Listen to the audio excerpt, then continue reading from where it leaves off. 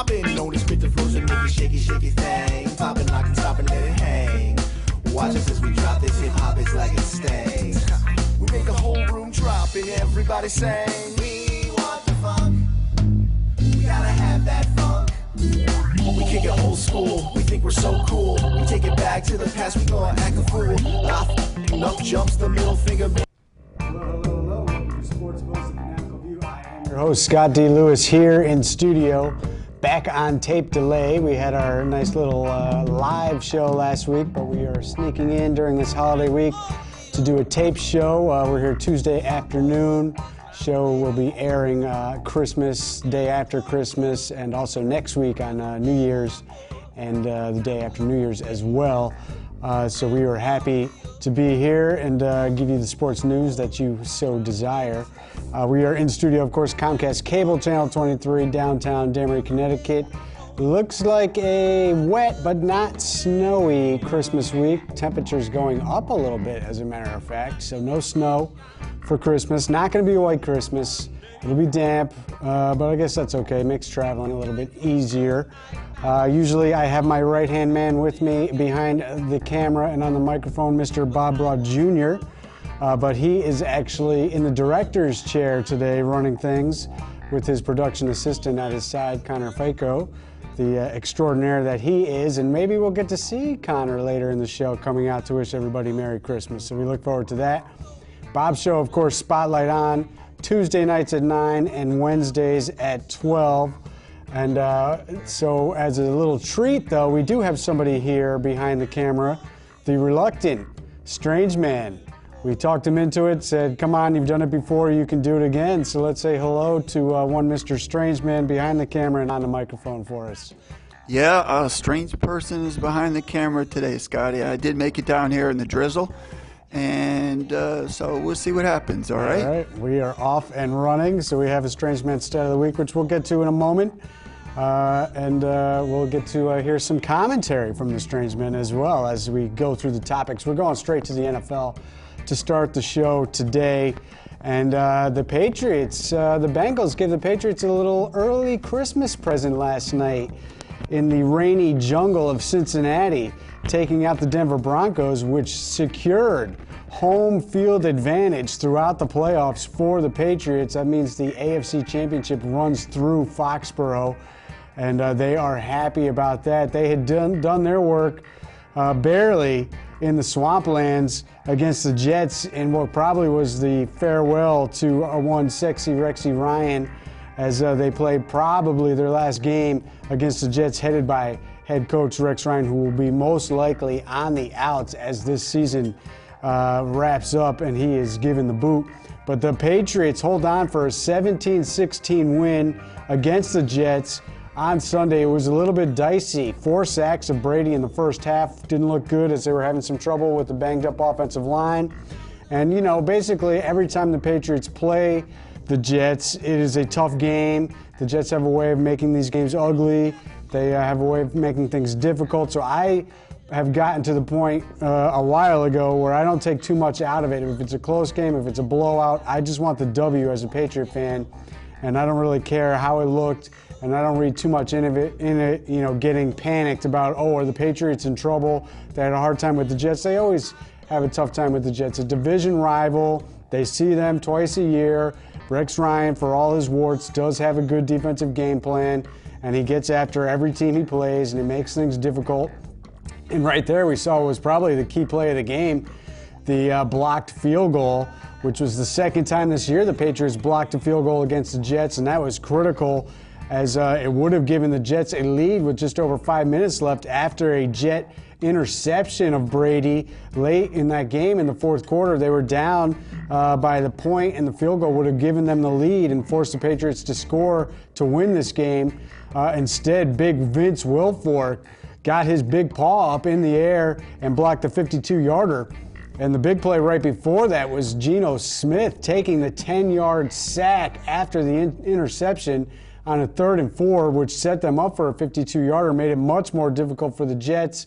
Maybe, the kicker had to get a lower line of trajectory to try to get it out there. That helped Wilfork block it.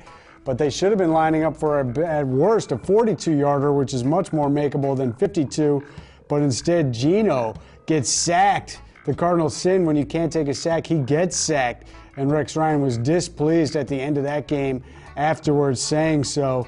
So that, was a big win for the Patriots. And then after last night, with the Bengals intercepting Peyton Manning 4 times, including a pick 6 in that game for a 37-28 victory in Cincinnati, that clinched it for the Patriots' home field advantage throughout the playoffs. So they can rest next week against the Bills.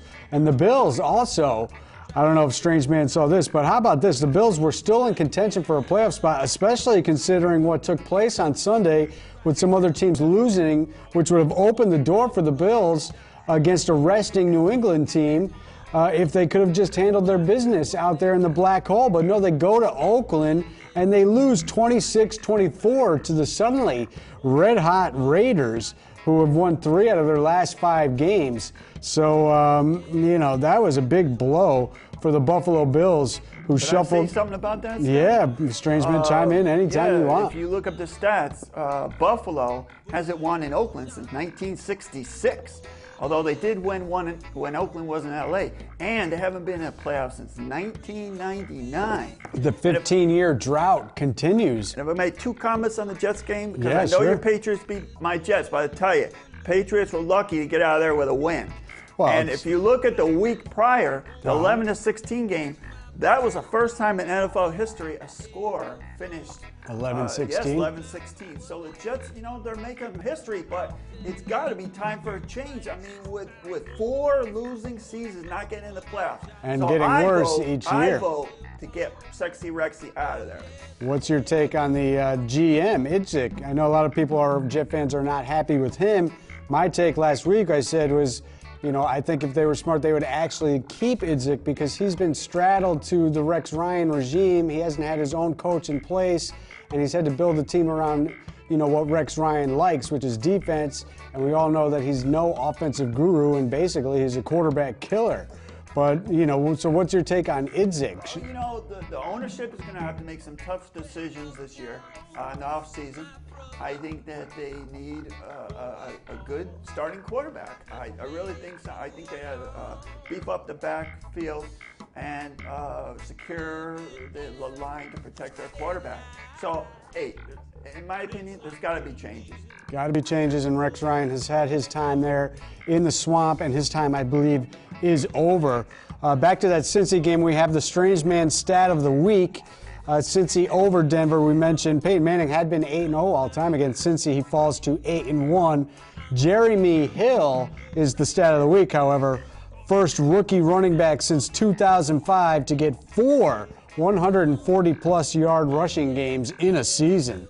So that's pretty good, as he had 147 in the win, in the rain last night for Cincinnati, who set up a huge showdown for the division next week against the Steelers, who also took care of business, dealing what could be the death blow to the Kansas City Chiefs in their win at home this past weekend against KC. So the Steelers were at home against the Bengals for the division.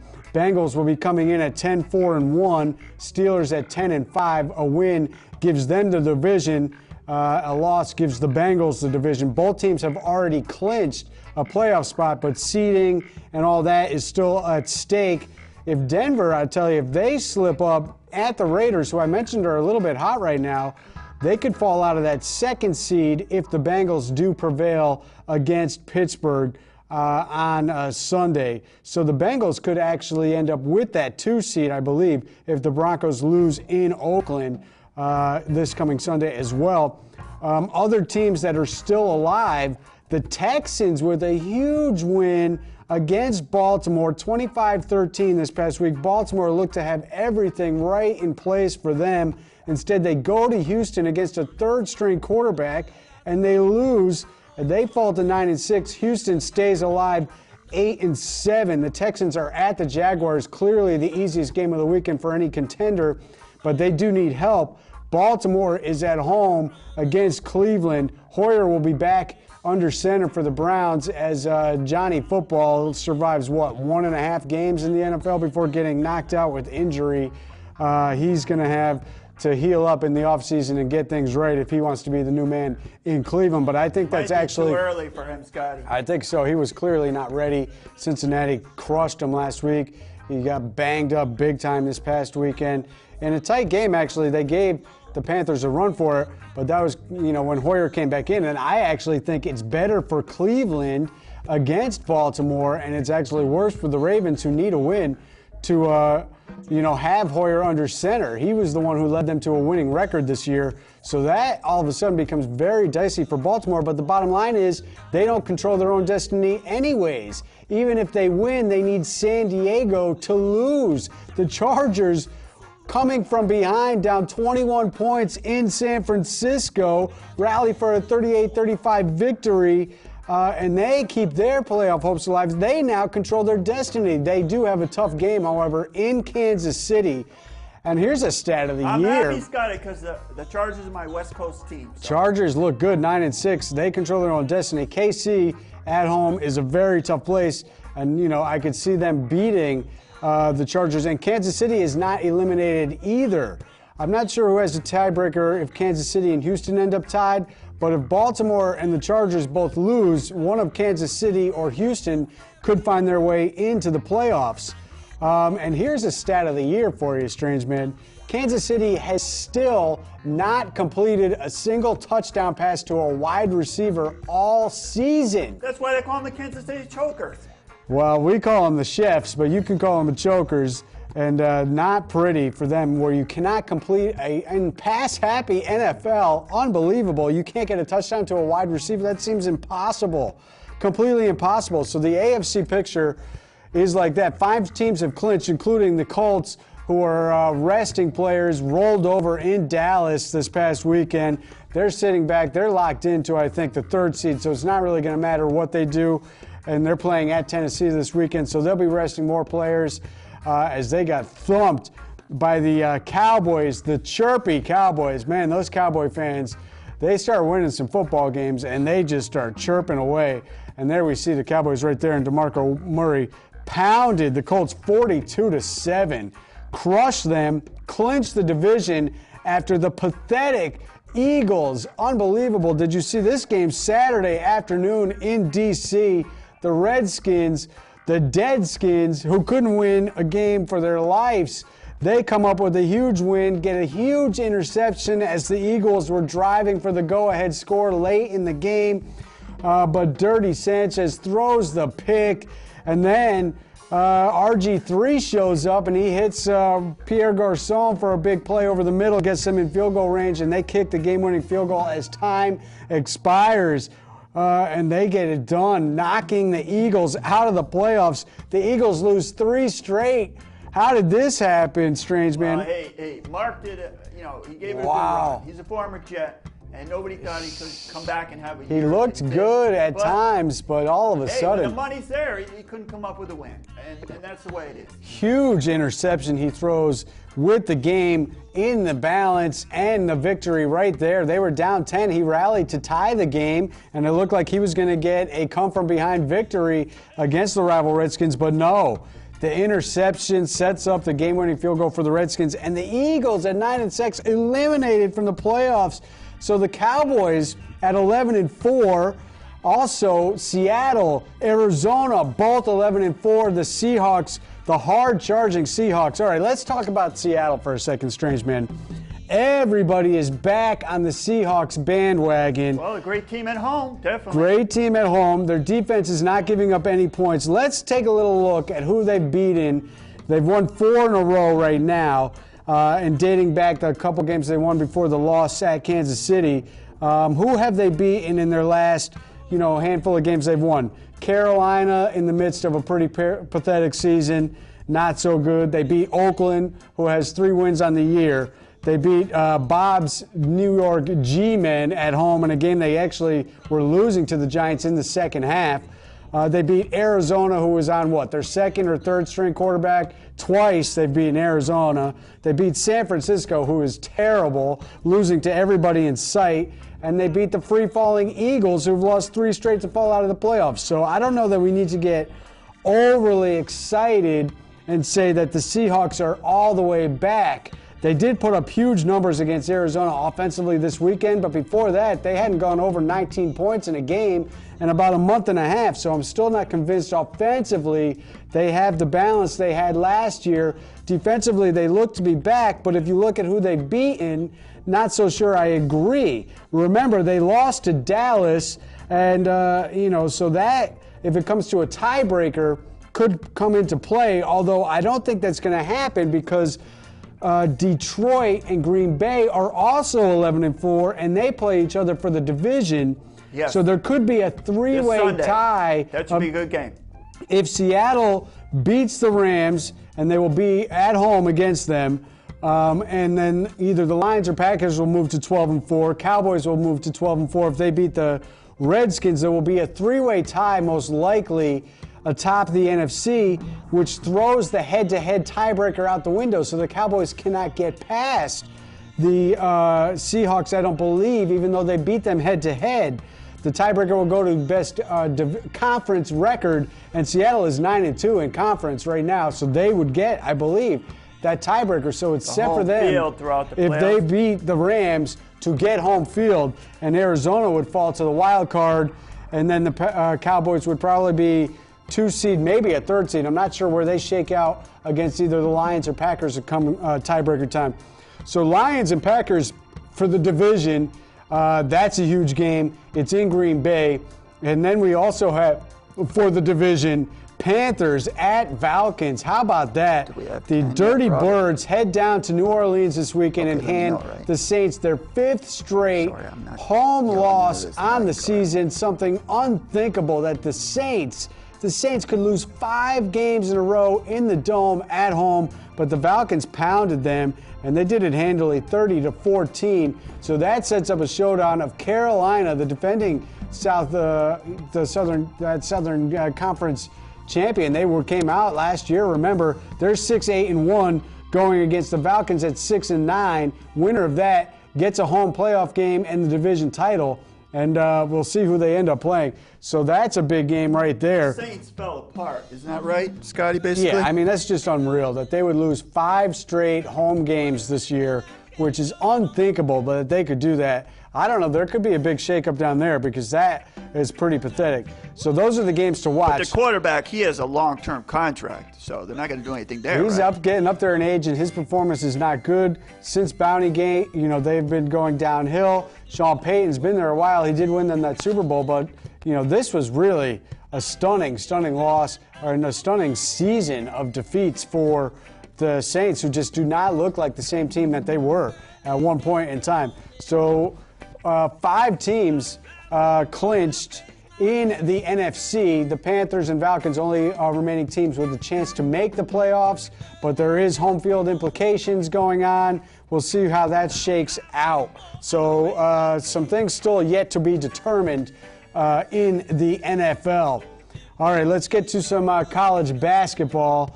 The UConn Huskies, after their difficult loss to Duke last week, which we'll get to in a second, but they did bounce back in Bridgeport last night. Remember, we're taping this on a Tuesday at the Webster Bank Arena. Second time. I went to the game last year in Bridgeport. It was a great time. You've been down there? Last year I did go. Never been down there. How is that place? Oh, it's great. Not a bad seat in the house. Very fun place to go to. And the crowd there, the Bridgeport fans of UConn were out in full last year. I know it was a pretty, pleasant crowd to be involved with. A lot of basketball fans down there in Bridgeport, so they knew what they were checking out, and they were happy to see it. And I'm sure last night Columbia, right? Against Columbia, yeah, they did win 80-65. Never nervous Rodney Purvis got it done last night with 21 points. He's coming back from injury. He did play in the Duke game as he was shaking off his ankle injury. Ryan Boatwright also 20 last night. All right, so the Duke game, strange man, 66-56. And the top story out of that game was the criminal, and I do mean criminal activity by the refs who refused to let Amita Brima play in this game. They handed him 2 fouls in the opening minute of the game, or 1 foul in the opening minute, which put him to the bench. As soon as he came back in, second foul, he was allowed to play only a total of 13 minutes, as every time he checked in, they gave him a foul away from the ball. None of these plays were even on the ball. He's just, holding his man off the box. Touch fouls, ticky-tack, loose change all the way, did not allow him to play. And also the free throw shooting situation was lopsided, to say the least, as Duke attempts 34 free throws in the game, opposed to UConn's 13 free throws attempts. UConn did not do themselves any favors by hitting only 7 of 13, and Duke was 25 of 34. They were out-rebounded in large part because of the foul trouble to the front line. I will say this kid, the kid Facey, played pretty well for UConn in place of Nolan, who also got in foul trouble, and Brima, as he had 14 points, showed off some offensive skills, but they were outmanned and they were out-rebounded 40-29. But defensively, they really got in Duke's grill, and I was, really not all that impressed with Duke. UConn missed a bunch of open shots. They missed their few free throws they had. They lost by 10. They held Duke to 66 points and also to 37.5 field goal percentage. Duke came in averaging around 54% free field goal shooting. So it was really a 15-2 run that happened quickly early in the second half of a tie 30-30 game was the deciding factor. UConn did cut the lead to 57-51 and then 62-56 with about 2 minutes left. But they couldn't get over the hump. A big rebound putback off a missed free throw by Duke sealed the fate as they were down by 6 with a chance to rebound and cut it to 4, but that putback was the end of it, really. But they did get their win against Columbia 80-65 last night. They're off through Christmas. And we might have a co-host on camera. Surprise co-host. We do have somebody coming in. He's showing up a little early. Let's say hello as he can sit next to me for the final few minutes of the show. We got about 8 minutes probably. Connor, how you doing? Good. Let's get that microphone ready for you. We'll clip that on for you real quick. I'll take care of it. See if that works. Oh boy, I'm having problems. Talking to the microphone, see if we hear you. Don't have to hold it, you can just talk. Say hello. Hello. How are we doing in there, Bob? We hear Connor loud and clear? All right, so Connor's here. Connor, our assistant producer. The production assistant extraordinaire. He's been doing great work for us behind the scenes. We told him to come out tonight, say hello. How old are you, Connor? Hi, Sonia. How old are you? 9. 9 years old, and he's already And doing I'll be production on my assistant. second Sunday. I'll be 10 years old. So you got a birthday coming up, huh? Yeah. Very good. I'll be 10 years old. Right after Christmas, huh? Mm-hmm. Are you set for Christmas? Yeah. Got any big presents you're looking for Santa to bring you? Well, I want that go, but the 30th anniversary. Yeah? Yeah. All right, all right. Let me finish up what we were talking about. We do have time here before the show winds down, and then we'll get you, I hear you got a joke for me. Yeah. All right, we'll get that joke in a few minutes. You want to just sit tight and hang in and, watch, and be part of the show? I'll sit tight and hang down. All right, let's get a quick little mention of the NBA. We got 5 minutes left. The Celtics are 1-1 since the trade of Rondo. Terrible performance against the Heat the other night after a nice win against the T-Wolves in the post-Rondo era. Rondo fit in pretty nicely with the Mavericks, although they did lose a game to the red-hot Atlanta Hawks last night. But I think Rondo is going to fit in quite well with Dallas. So the Celtics 10-15, half a game out behind the Nets. Nets are looking maybe to trade everybody. I just hope Rondo is gone from Boston, basically, right, Scott? And Yeah, we broke that news last week. That happened right as we were going live. So he's out. Who's your favorite basketball team, Connor? my favorite team is UConn. Well, UConn, college basketball. What about pro basketball? You like any pro basketball No. teams? Probably for the best because the locals aren't doing very well. The Nets aren't Wow. good. The Knicks aren't very good. Celtics, not so good. Oh, I think they're not doing good. All right, how about hockey? My Bruins are not playing very well either. We probably don't have much time to get into more NBA talk, so let's go to hockey. Are you a hockey fan? Yes, I am. Who do you like? The Denver Whalers. The Danbury Whalers, who are in first place, correct? Yes. You head over to And they're winning every day. They win all the time. You go over People to are the... saying Let's go Danbury with the Whalers. Do you go to the ice arena all the time? Yep. Okay. My mom works there. She works there. Oh, great. Yeah. So you guys get to spend a lot of time at the ice arena. It's always a packed house, right? If you go there at the House of Warm, you can go there. Then we have a food. You get some food? Yeah. All right. Very good. Very good. My Bruins, however, are struggling if we're talking about professional hockey. 6th place in the Atlantic. What am I going to do about this, Connor? Not good. And they're 10th overall in the Eastern Conference. My Bruins too, Scotty. Maybe that trade of Tyler Seguin last year, who has, 42 points on the season, was his second in the NHL. And Chara's coming off that injury, though, right? 33 goals, or 25 goals for Tyler Seguin for the Dallas Stars. Leads all players in the league. Maybe they shouldn't have traded him. What do you think about that, Strange Well, Man? there's one more thing about hockey. What's that? They're my favorite number is number 16, Steve Brown. Dave Brown? No, Steve Brown. Uh-huh. Number 16? Yes. All right. For the Whalers? Yep. Okay. I just want to say that Chara is coming off the injury. Yeah, he just come back, and Krejci was out for a little while. We'll see what they happens. have won a couple games, but they, they are still out of the sync. Bob's Rangers, however, 6 wins in a row, creeping up. 2 minutes left. Let's get to that joke. All right. Ta-da, As Bob drum shows a few roll. more Connor's pictures. got a joke. What's the joke from Connor? All right. Knock, knock. Who's there? Me, Connor. You, Connor, who? Connor the Batman. Batman? And there's one more thing. The Yankees and Boston Red Sox. What about him? Well, they got 4004 and 2004. 2004, but And 2007 Uh-huh. and 2013, Right? and that makes 2004. 241,024? Yep. If you add up all their years? I think Connor's a Boston Red Sox fan. What do you think, Scotty? I don't know. I know his family has New York leanings, but I see him rooting for the Red Sox, I think. What do you think? Yeah. You like I the Red Sox? Sox. All right. won't Do you want to tell wish? Bob, Connor. We only got about 30 seconds left, Connor. Do you want to wish everybody, your mom, your sister, Bob, anybody out there, a Merry Christmas? Merry Christmas, and there's one more thing. What's that? Go to the we have a thing for Danbury. For Danbury, it's the Westerners Roundup.